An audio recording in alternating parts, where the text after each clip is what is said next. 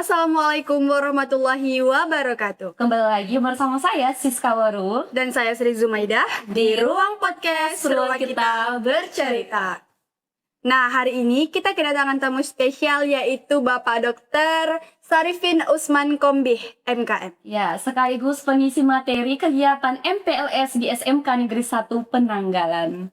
Baik Pak, untuk masuk ke perbincangan kita, Bapak boleh memperkenalkan diri dulu?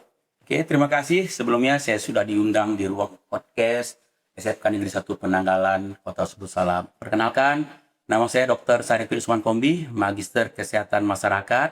Saat ini saya bertugas di UPTD Puskesmas Penanggalan Kota Sebut Salam sebagai Kepala Puskesmas dan Dokter Umum. Oke, langsung saja nih Pak, kita masuk dalam perbincangan kita kali ini. Oke. Nah, di sini kami sebagai siswa mau bertanya nih kepada Bapak, apa yang dimaksud dengan menjaga kesehatan dan mengapa siswa SMK itu sangat penting untuk menerapkan hidup sehat, Pak? Oke, terima kasih. Tentang kesehatan, sebenarnya kesehatan itu ada 3. Ya. Yang pertama sehat fisik.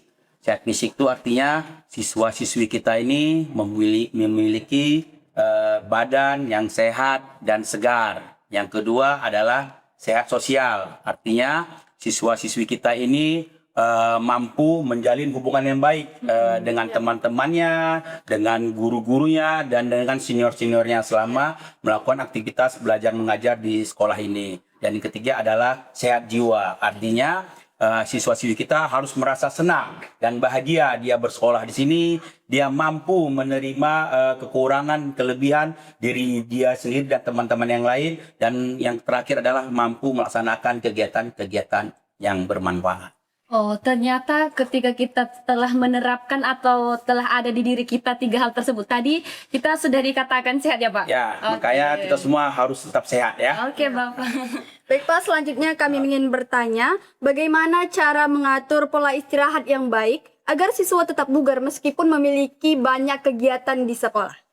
Ini sebenarnya yang paling penting adalah mereka harus istirahat pada malam ya, pada malam harinya, atau artinya tidurnya ini harus betul-betul berkualitas dan berkuantitas yang baik. Artinya siswa-siswi kita ini tidurnya itu minimal setiap malam itu 7 atau 8 jam setiap hari. Dan kita pastikan tidurnya ini juga berkualitas. Artinya begitu dia tidur tidak terbangun-bangun. Nanti tidur jam 10, terbangun jam 11, jam 12 tidak boleh. Tidurnya itu harus bagus sampai paginya besok. Begitu dia bangun badannya merasa segar. Itulah namanya tidur yang berkualitas dengan baik. Dan satu lagi, jangan begadang. Apalagi sekarang ini lagi demam Piala Dunia. Nanti semua nonton begadang, semua siswa-siswi kita ya. Mudah-mudahan mereka bisa mengatur pola tidur seperti ini.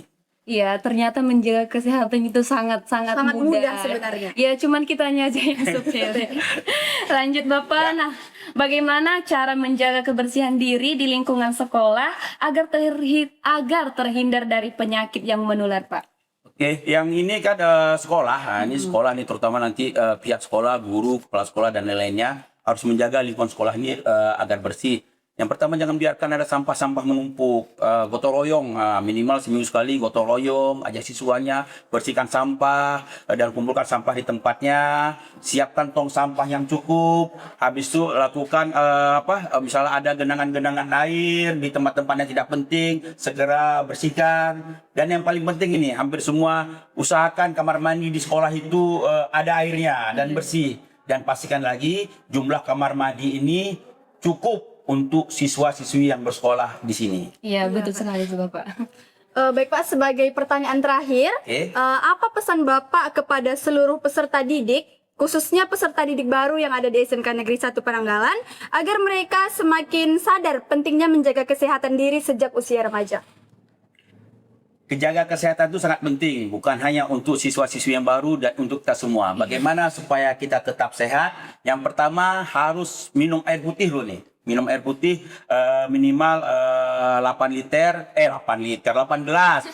gembung gitu ya. 8 gelas atau 2 liter satu hari. Jangan lupa juga kita konsumsi buah-buahan, sayur-sayuran, olahraga, stretching, hidup bahagia dan senyum. Dan yang terakhir adalah tidur yang cukup. Ingat, Piala Dunia tidak mengganggu pola tidur kita. Yang paling penting adalah jaga kesehatan. Iya, betul sekali. Terima kasih banyak Bapak. Sama-sama. Ya, atas materi-materi yang telah Bapak sampaikan kepada kami.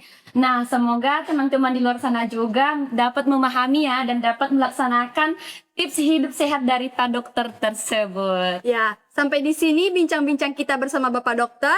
Kami dari podcast SMK Negeri 1 pamit undur diri. Saya Sri Zumaidah. Saya Siska Waruwu, Pamit undur diri. Wassalamualaikum warahmatullahi wabarakatuh. Waalaikumsalam.